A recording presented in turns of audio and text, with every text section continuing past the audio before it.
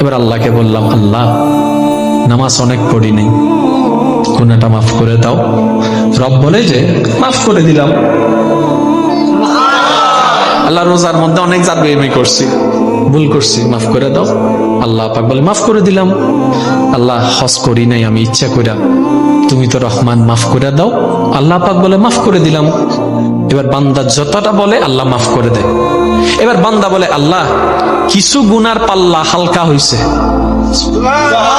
কারণ আমার জান্নাতে যেতে গেলে গুনাহ মাফ করা লাগবে, তো তুমি দয়া করছো, আমার গুনাহ মাফ হচ্ছে। আল্লাহ দয়া। এবার বান্দা বলে, আল্লাহ ওই আমার ভাইয়ের জায়গাটা খাইছি যে কিছু গুনাহ হয়েছে, তুমি মাফ করে দাও। রব বলে যে না রে বান্দা, এটা আমি করব না। আল্লাহ কেন?